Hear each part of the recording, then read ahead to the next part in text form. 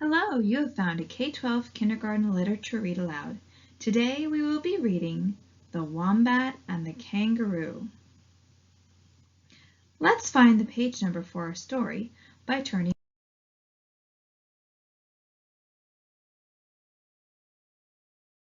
the table of contents.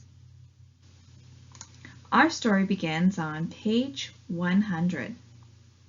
Before we begin, let's talk about the new K12 Words to Know. Our first word is burrow, or a tunnel or hole in the ground dug by an animal. Common sense is making good choices based on what you've learned from everyday life. For example, it's common sense to wear a jacket if it's cold outside.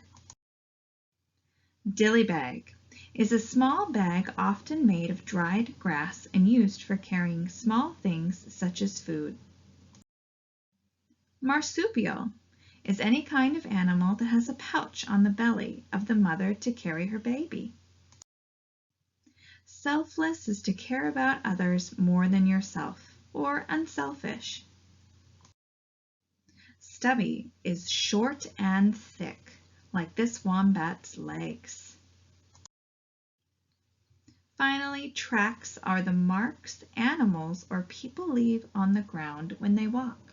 Listen for these words to know as I read the story.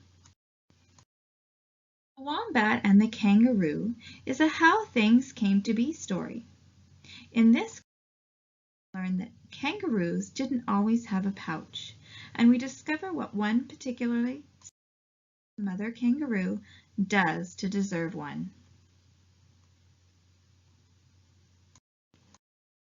Reading The Wombat and the Kangaroo. A mother kangaroo was resting by a stream with her little Joey. It was a warm afternoon. She was telling him tales about animals and gods. The Joey fell asleep. The mother fell asleep too.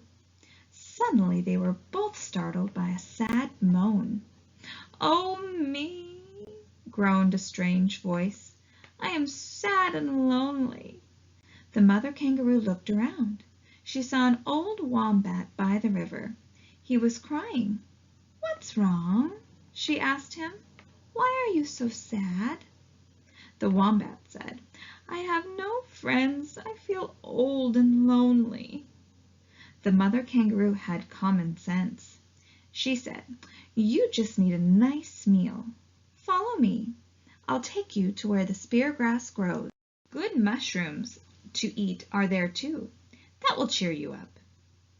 The wombat wiped away his tears. The kangaroo's strong tail, she hopped with him to where the spear grass grew by a spring. The wombat ate the grass, very contented. Suddenly she remembered her Joey. She hopped as fast as she could back to where she left him. At first she couldn't find him, but she followed his tracks. She found him asleep in the shade of a gum tree. "He's safe," she thought, "so I had better check on the wombat. A mother's work is never done." She hopped back to the wombat. She could hear his mouth crunching the grass when she got near. But she heard another sound too, the soft steps of a hunter. He had spotted the wombat and was sneaking up on him. "Run, friend wombat, run!" she hollered. The old wombat took off as fast as his stubby legs could carry him. The hunter heard the kangaroo. He chased her. She hopped away as fast as she could to a dirt cave. It was like a wombat burrow, but bigger. She sat there and saw the hunter run by. Then she saw the hunter turn around and run the other way. And then she saw the hunter run the first way again. "He's going in two directions, like me," she thought. This time the hunter kept going. The kangaroo hopped out of the burrow and hopped as fast as she could back to her Joey. "Oh," she cried, "I wish I could be everywhere and take care of everyone." The Joey was still asleep under the tree. She caught her breath while he finished his nap. When he woke up, she said, "Let's go see how our friend, the sad wombat, is doing." I know he was scared. They hopped back to where the spear grass grew. He wasn't there. They followed the wombat's tracks until the tracks disappeared into nowhere.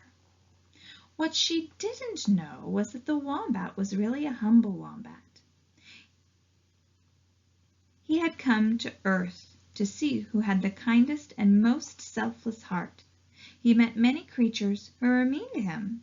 They thought he was just an old wombat. But then Bayami found the kangaroo mother. She tried to take care of others as well as her own Joey. She had the kindest heart. Bayami wanted to give her a gift. He wanted a perfect gift for a good mother with common sense. And he wanted to be sure she couldn't lose it. A wombat has a pouch, so he decided that the kangaroo should have a pouch too. Bayami said to his fellow gods in the sky, "Go down to earth and weave a dilly bag from grass. Make it like an apron, then give it to the kind kangaroo. Tell her to wear it around her waist so she never forgets it when she hops to help others." The kangaroo mother was very happy with her new pouch. She was so happy that she put her Joey in it. She thanked Bayami. Then she said, "This is a good gift for everyone with common sense. Could you give a pouch to more of my animal friends?" Bayami was glad she wanted to share her new pouch.